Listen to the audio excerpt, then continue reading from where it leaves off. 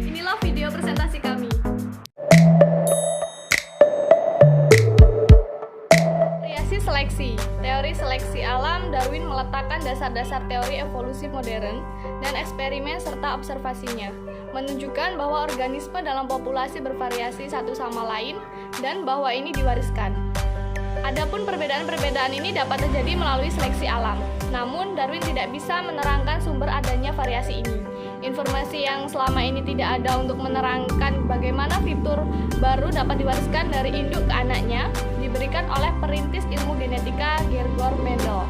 Variabilitas genetik populasi juga dapat meningkatkan ketika anggota populasi saling kawin dengan individu populasi lain yang menyebabkan aliran gen antar populasi ini bisa mengintroduksi gen ke populasi di mana gen sebelumnya tidak ada. Prinsip-prinsip umum. Yang pertama, istilah seleksi alam memiliki definisi yang sedikit berbeda dalam konteks yang berbeda. Seleksi alam paling sering dipakai untuk sifat-sifat terwariskan, sebab sifat-sifat ini berpartisipasi langsung dalam keevolusi. Yang kedua yaitu konsep fitness, sangat sentral dalam seleksi alam. Secara luas dapat dikatakan bebas individu dengan fitness yang lebih besar memiliki potensi lebih tinggi untuk survive. Seperti dalam ungkapan terkenal survive of the fitness.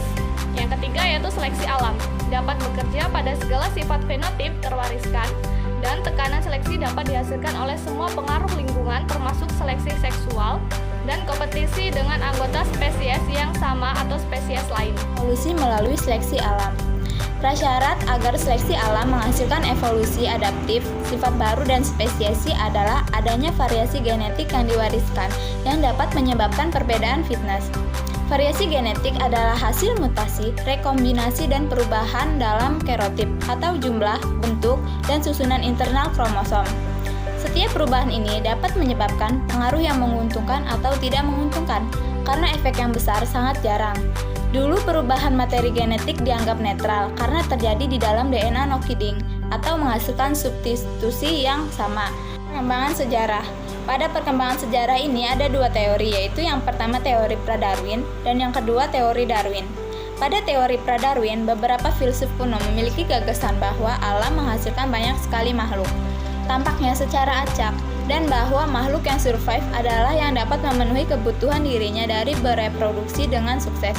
Beberapa filsuf terkenal ini adalah Lucterus, Bujangga Romawi, The Strangle for Extents adalah gagasan yang dideskripsikan oleh Al-Jaiz yang menyatakan bahwa faktor lingkungan mempengaruhi hewan untuk mengembangkan karakteristik baru untuk menjamin keberlangsungan hidupnya.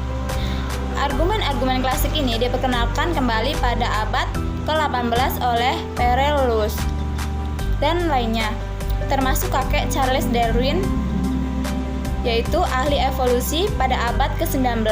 Teori Darwin. Pada tahun 1859, Charles Darwin mengeluarkan teorinya tentang evolusi melalui seleksi alam sebagai penjelasan atas adaptasi dan spesiesi. Ia mendefinisikan seleksi alam sebagai prinsip dengan mana setiap variasi kecil bila bermanfaat akan diobservasi. Konsep ini sederhana namun kuat. Individu yang beradaptasi dengan lingkungannya lebih bisa survive dan bereproduksi. Ide Darwin terinspirasi dari observasi yang dilakukannya pada pelayaran dan dari karya ahli ekonomi politik Thomas Malthus yang dalam tulisannya An Essay on Participle of Population menyatakan bahwa populasi jika tidak dijaga meningkat secara eksponensial.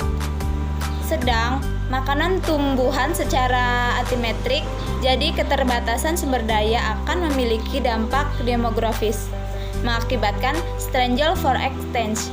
Ketika Darwin membaca karya Malthus pada tahun 1838, ia sudah terkenal sebagai naturalis dan bisa mengekspresikan Strangle for Extents. Gagasan Darwin bersama dengan ide Adam Smith dan Karl Marx sangat berpengaruh pada pemikiran abad ke-19. Mungkin klaim paling radikal dari teori evolusi melalui seleksi alam adalah bahwa bentuk-bentuk dengan susunan yang detail begitu berbeda satu sama lain dan saling tergantung secara sangat kompleks. Berevolusi dari bentuk kehidupan dicontohkan yang paling sederhana dengan sedikit prinsip sederhana. Klaim Darwin ini menginspirasi para pendukung terbesarnya, namun mengundang banyak penentang juga. Itu ada dasar genetika seleksi alam. Yang pertama itu ada genotip dan fenotip. Seleksi alam bekerja pada fenotip atau ciri-ciri fisik organisme. Fenotip ditentukan oleh genotip dan lingkungan di mana organisme hidup. Yang kedua yaitu seleksi terarah. Apabila ada komponen suatu sifat yang bisa diwariskan, maka seleksi akan berubah frekuensi dari alel-alel yang berbeda ini, atau varian-varian dari gen yang menghasilkan varian-varian dari sifat.